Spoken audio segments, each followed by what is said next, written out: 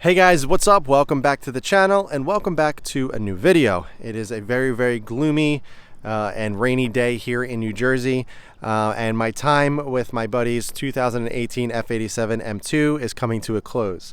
I have been driving this for the past 5 or 6 days, and what I actually wanted to do was do my review like I normally do on the cars that I have been driving. I have been trying to get as many cars as possible to drive, live with, and see if it's anything that really strikes my interest. The F87 M2 is a car that I have been seriously interested in for many years, so it was only right for me to trade cars with my friend and see what I think, get my opinion, see if it's something that I really want to go out and try to pursue and chase, because this car, like I said, has always interested me since it came out. So the way that I do reviews is a little bit different than everybody else. I never really consider myself a journalist or a car reviewer by any means. I'm more so just a huge car enthusiast that loves cars, and the way that I go about my reviews, if you want to call them that, is basically just talk to you guys like basic car enthusiasts. I'm not going to sit here and name all of the details and specs and numbers and everything, like how big the trunk is. That is just not my style. I don't care about that stuff. I'm more interested in how the car feels. Does it make me smile? Is it a car that is fun to drive? Can you live with it? Stuff like that. I want to give my opinion in that regard, as if it's something, is it a good car? Simple as that. Like I said, I'm not going to sit here and just start rattling off all these numbers and facts and everything, because that is just not my style, and that is not what I'm interested in. So anytime that I am interested in a car, I just kind of always go past all that stuff because I just don't care. And if I really want to know that stuff, Google's there. I could just go and look that up, and 9 times out of 10, I don't care about how big the trunk space is and all that. Although I will give you some facts about it. This is a 2018 F87 M2, so it's the year before they went to the competition package. It's 360 horsepower. It is the N55 motor, which is a 3-liter 6-cylinder turbo car, or a turbo motor. And this is the manual transmission variant. It is not DCT, and that is one of the best things about it. To me, I love all the auto manuals and everything that is offered in BMWs and all modern cars and everything, but there's nothing like a true manual sports car, especially in an M car like this. So what we are going to do next is we're going to hop in the car, go for a little drive, and I'm going to go over all the pros and cons about this car, of what I like and what I don't like, and if it's something that I think you guys should look into, or personally for me as well, if it's something that I think is a good car or not. And then after that, we can hop out of the car. I can go over all my conclusions, go over everything, and let you know just what I think about the 2018 F87 M2.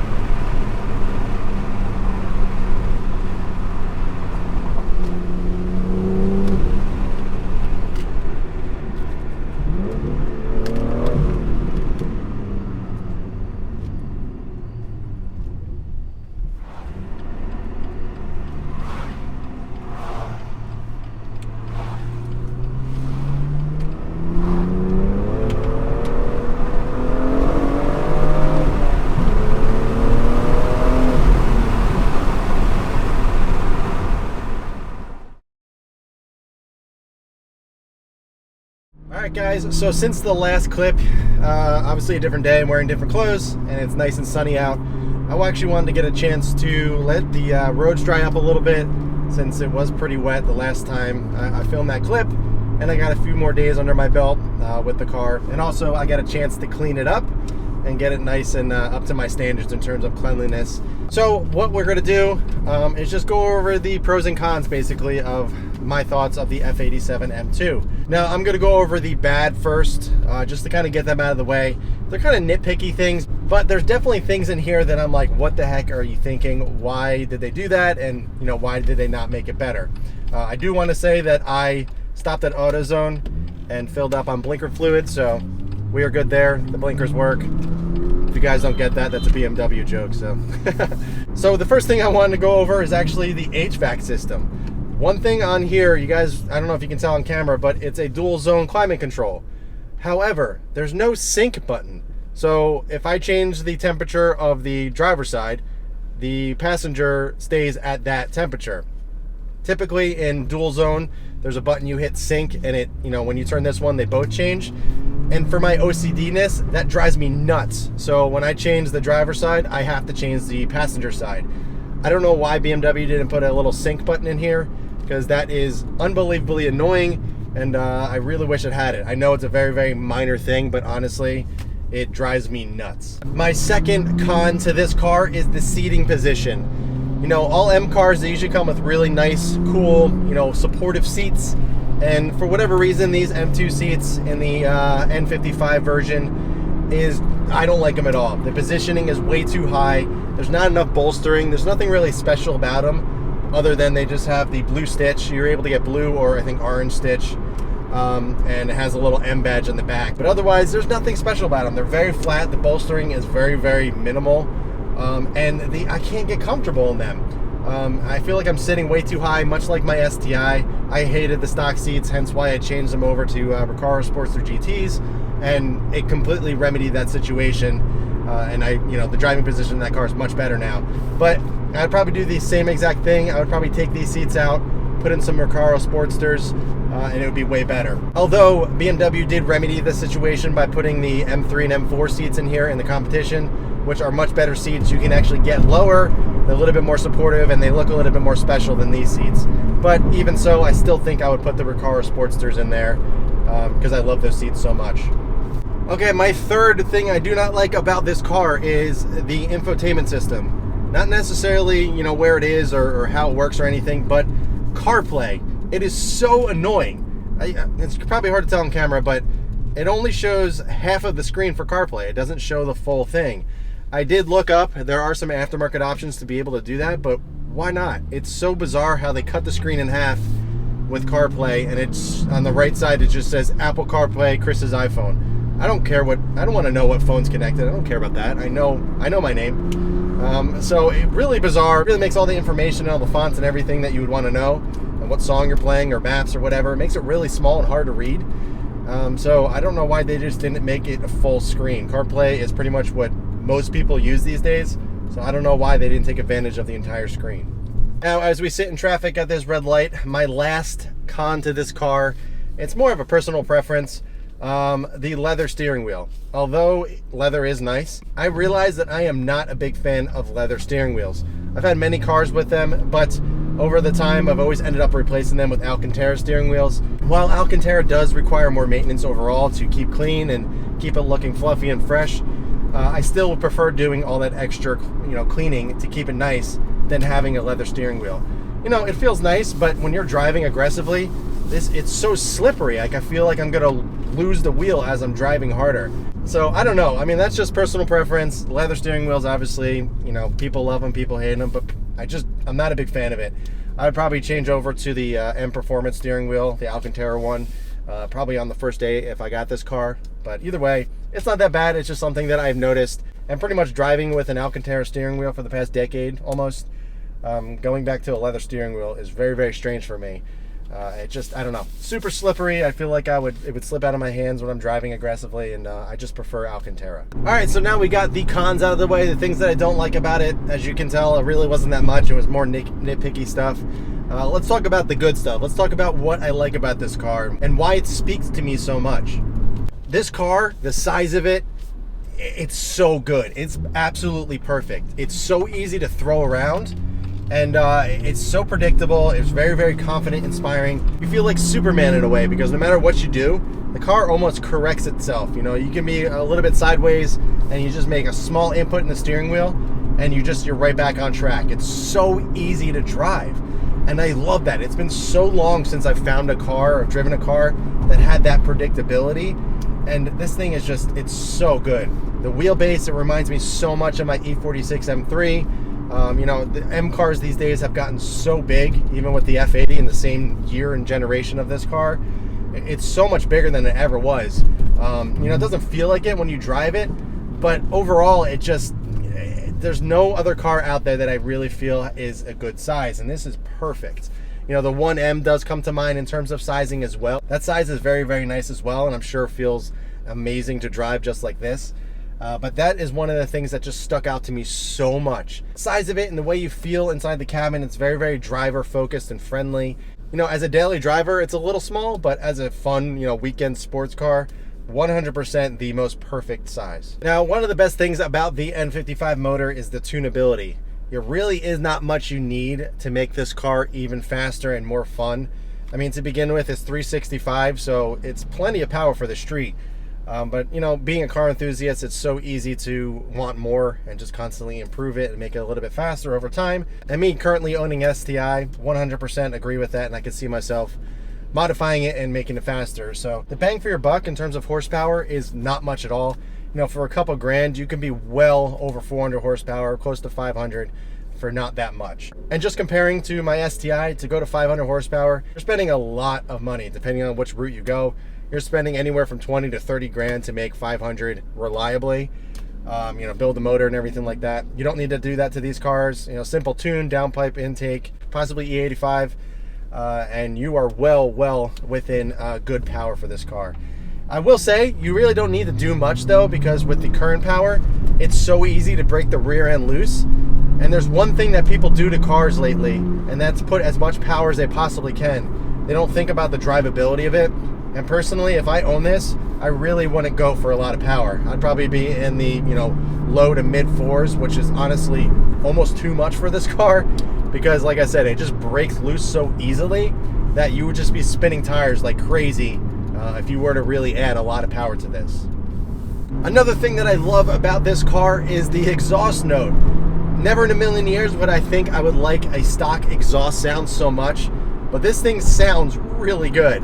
Granted, I do wish it was quite a bit louder. I think it's a little too quiet overall, but the actual tone of this exhaust sounds phenomenal. I'm a really big fan of it.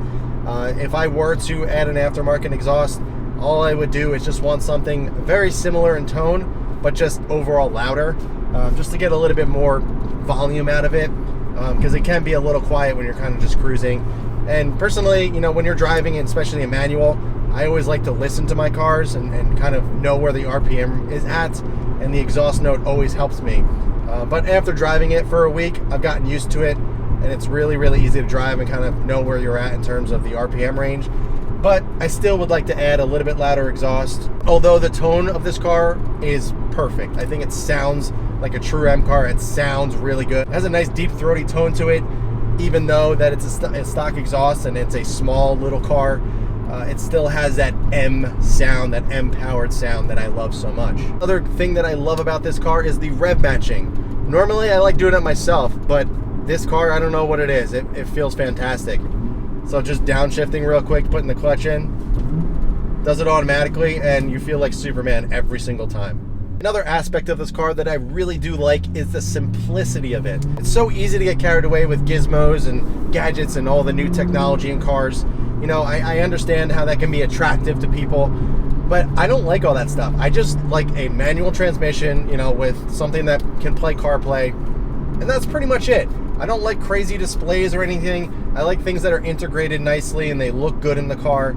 It just gets too complicated in, you know, newer modern cars.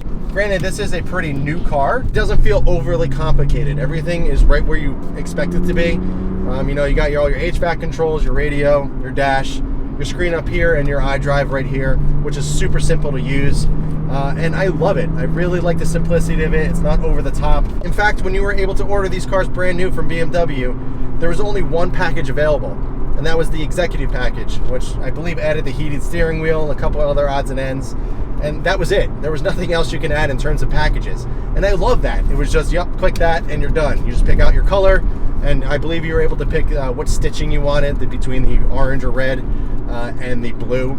So there wasn't many options. It was just simple. It was just like, hey, we made an amazing M car. It drives amazing. Here's a few options to choose from. Otherwise, it's all about the drive. And that truly speaks to me in an M car. That's all it should be. It shouldn't be all about, you know, lane changing assists and everything and ambient lighting and all that crazy stuff that really doesn't matter in the long run. To me, it just matters how it drives and how it feels. And this car does everything perfect in terms of that. And kind of feeding off that last note, I will say this car honestly feels like a true M car. Granted, it is turboed, it's forced induction, and true M cars, original M cars, were naturally aspirated. But everything about it in terms of the handling, the way it looks, the feel of this car, it feels like an M car. You know, I've driven E90s, I've driven F80s, I've driven G80s, now I've driven an M2. I've driven pretty much every single generation of M car there is. I've driven F10 M5s. I've kind of been around the block and experienced them all to some degree. The only one I haven't driven is an E30 M3, which I really don't have a big desire to drive. Well, I would like to drive it, but not own. They are cool looking either way. But this car just feels like a true M car. Everything about it just speaks M car. You know, the way it looks coming down the road, the way it feels, it sounds, it's just everything about it. It just feels like an M car. And I honestly feel, even after driving the G80 M3, this feels more like an M car than the G80. Now the G80 is insanely fast. It does look pretty aggressive coming down the road, but there's still things that it's lacking. It's so big and there's so much going on. It's very, very digital and automated in a way, where this is just, you can do everything yourself. Granted, the rev matching, that's automated, although I think you can turn that off with coding. But either way, this car overall is just a true M car at heart. And I'm really interested to see what the G87 M2 is going to be all about. They did put the G80 and G82 M3 and M4 motor into it, so I'm sure it's going to be pretty darn good. But I just hope they don't lose that M-inspired feel to cars, because with the way the car world is going these days, it's sad to see. And these things are going to be a rare breed one day, and unfortunately that is the kind of world we're living in. And I highly recommend to experience this, drive one of these to really understand what I'm talking about, because it's one of those things that you just need to drive and experience to really understand. Alright guys, so those are my thoughts on the F87 M2, pros and cons. I wanted to go over everything that I kind of felt during my time with this car, and I'm really happy I got a chance to experience it for an extended period of time. Doing a 5 to 10 minute test drive at a dealership, wouldn't be able to tell you all those things, and living with one for a week and being able to go through my daily routine and try it out, it truly has solidified my love for the M2. And I never realized how much I was actually going to like this car. But so now that we got that out of the way, let's go ahead and hop out of the car and let's wrap this video up. Alright guys, so my time with the F87 M2 has come to an end, and I can't believe how much I love this car. I knew I was going to like it. I knew it was going to be something that I was always interested in. I knew it was a car that I always wanted to drive, and but I honestly never really thought of owning one. Naturally, I always just went to the M3 because that was the original M car. That's just always what kind of I was interested in. That was just my favorite car. When this car came out, I was like, it's the new kid on the block. How good can it be? It's not an M3. But honestly, after spending the full week with this car, I am in complete love with this. Now, despite all these small cons that I did name about this car, it's still something 100% that I love. It's a car that I truly want, even though I still would probably chase after the competition package with the S55. The N55 motor is amazing. I absolutely love it. It's very, very torquey, a lot of fun to drive around town. It's a very, very streetable car that you can have a lot of fun in without absolutely fearing for your life. It's one of those motors that you don't have to wring out and just drive it super hard to really feel the power.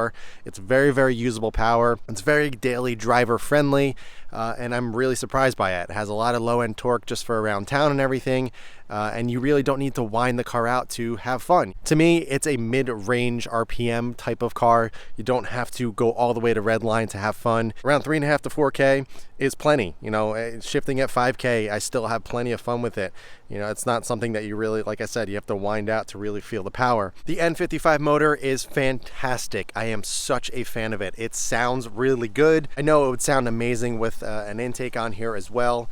Although this car is pretty quiet overall, it does sound very good. It has a really good tone. So I know if you put a nice exhaust on here, it would sound even better. And to me, you guys know that I love loud cars. But for this car in general, I don't think I would go with a super loud exhaust. I would want something that is a little bit louder than this, but keeping the same tone. I wouldn't go obnoxious and just try to be as loud as possible. I would stay classy with it. I wouldn't go too loud, you know, just give a little bit more volume, but overall keep the same tone. And anybody that I have talked to that has owned or experienced the N55 has nothing but positive things to say about it. You can do a lot to this while staying reliable. You guys know me, comparing to the STI, just to make a decent amount of power, you got to put a lot of money into it. With motors like this, you really don't need to do much. You could just do a tune, intake, you know, downpipes and stuff like that, and you know, you have some pretty decent fun power. I think the thing that I love so much about it is just the overall size. I know I've mentioned this in quite a few videos, but honestly, the size of this car is absolutely perfect.